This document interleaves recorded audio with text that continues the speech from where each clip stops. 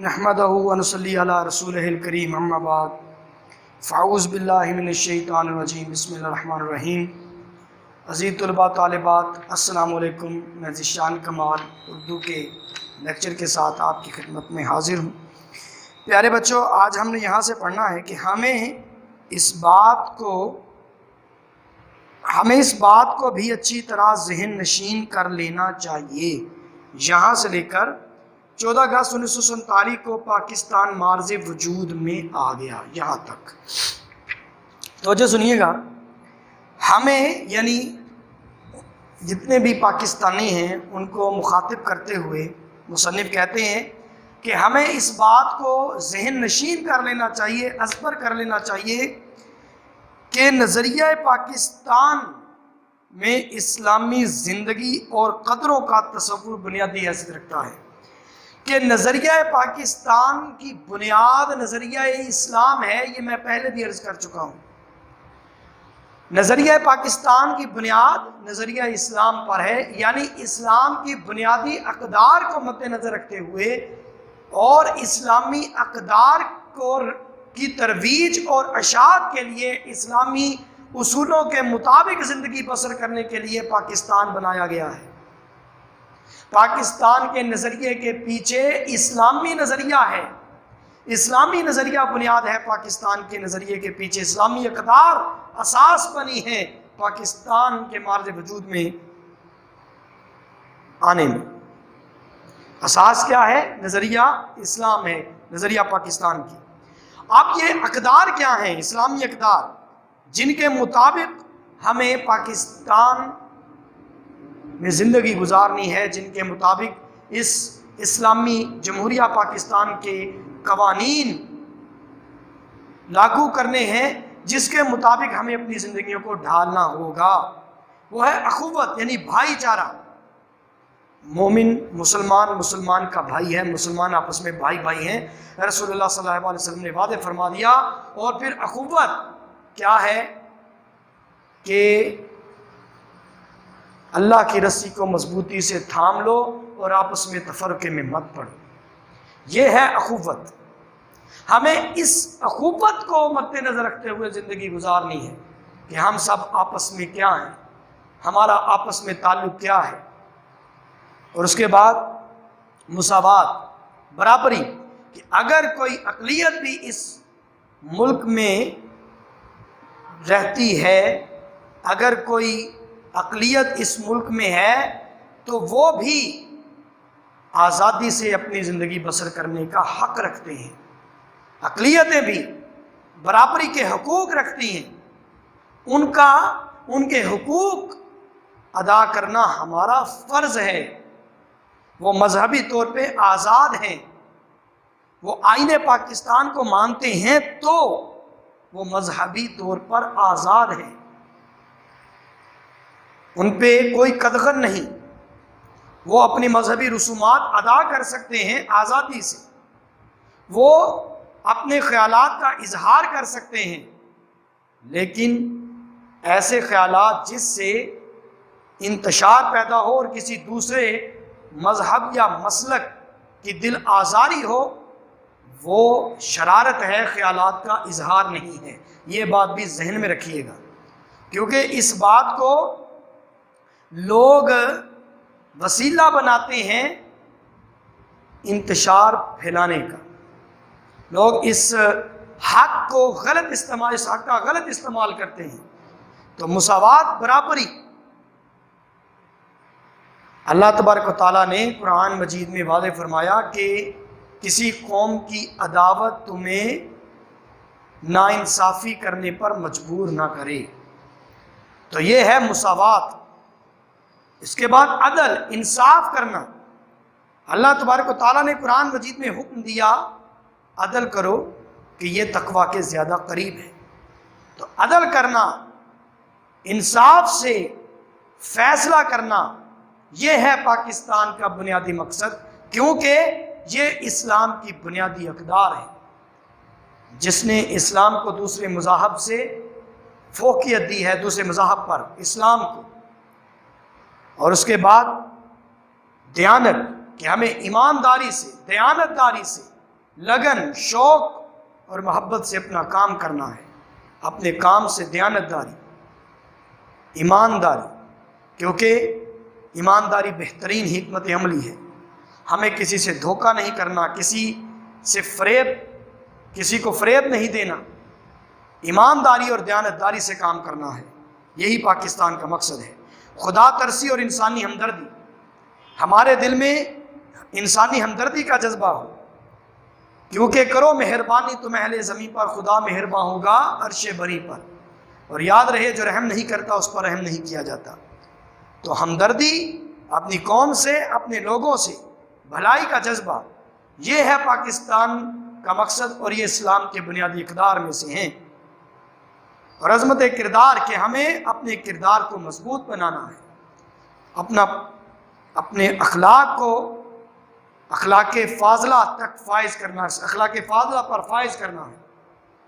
عمدہ چال چلن کے ذریعے اپنی قوم کو، اپنے ملک کو ترقی دینی ہے، اپنی قوم کو اپنے ملک کو بام ثریا تک پہنچانا ہے۔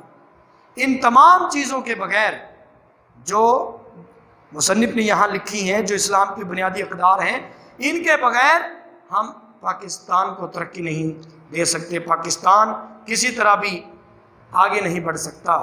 پاکستان کو ترقی دینے اور دوسری قوموں سے فوقیت دلانے کے لیے، دوسری قوموں سے آگے بڑھنے کے لیے ان تمام اقدار کو اپنی زندگی کا حصہ بنانا ہوگا۔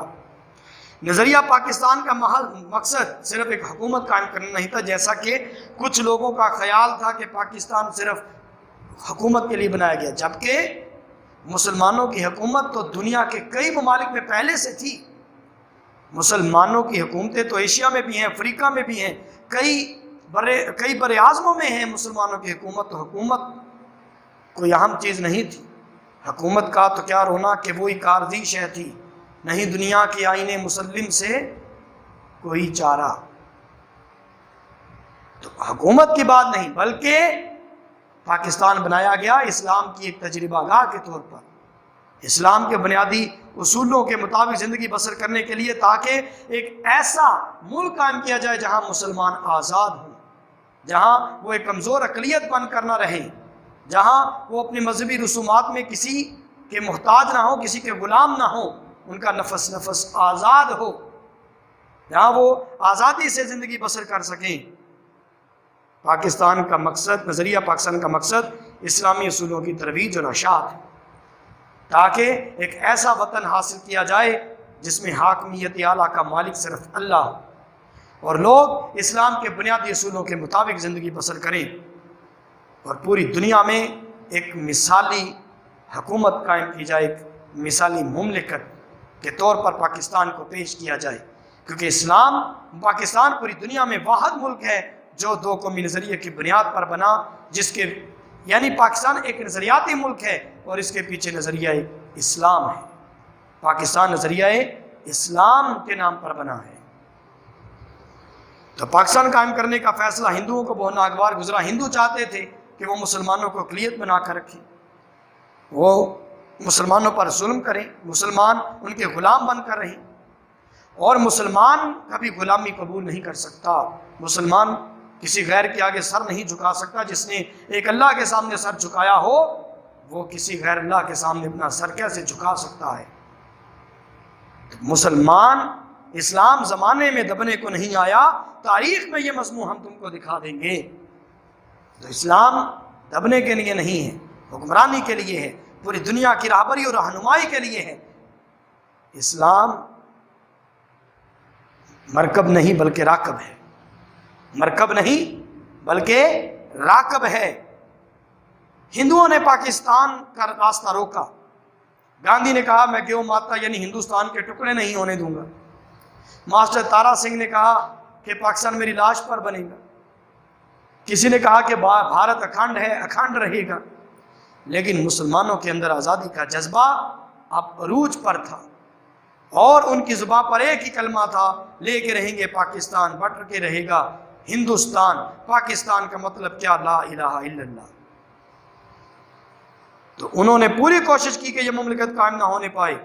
کیوں؟ ان کو غرور تھا اپنی دولت پر، اپنی طاقت پر۔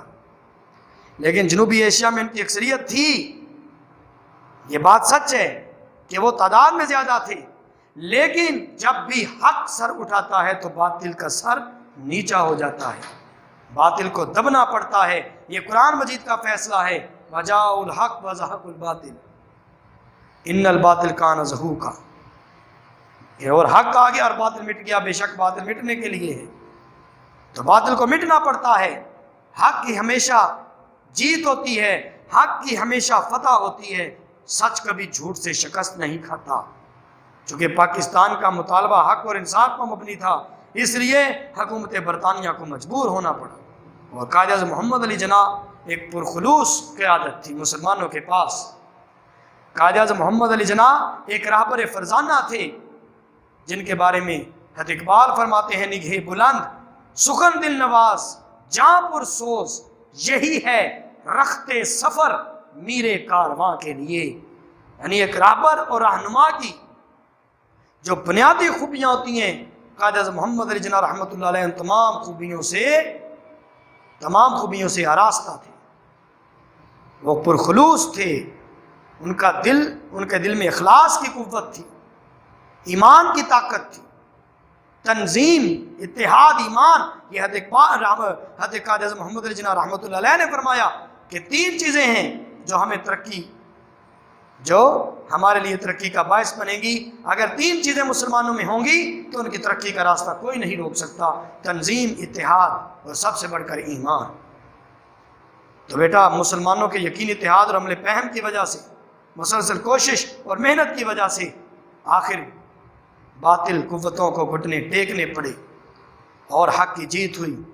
لاشوں اور خون کی ندیوں پر پاکستان بنا، بہت سے لوگوں کا خون ہوا، بہت سے لوگوں نے قربانیاں دی، آخر 14 اگست 1947 کو پاکستان مارز وجود میں آ گیا۔ یہ آزادی کا دن آ رہا ہے، اس پر میں اسپیشل ایک پورا لیکچر آپ کو دوں گا۔ اگلے لیکچر میں سبق ختم نہیں کریں گے، ایک لیکچر ہوگا آپ کے لیے آزادی کے حوالے سے، تو انشاءاللہ اگلے میں۔ تو ایک بڑا خوبصورت شعر ہے، غور سے سنیے گا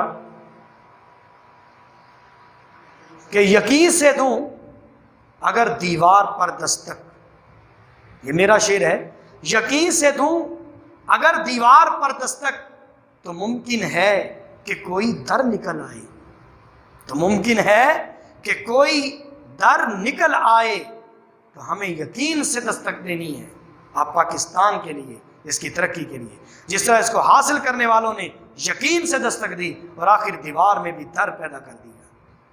ٹھیک ہے بچوں، غور سے سمجھے گا اس لیکچر کو۔ اگلے لیکچر کے ساتھ حاضر ہوں گا، جب تک کے لیے اجازت چاہتا ہوں۔ اللہ امین، خدا۔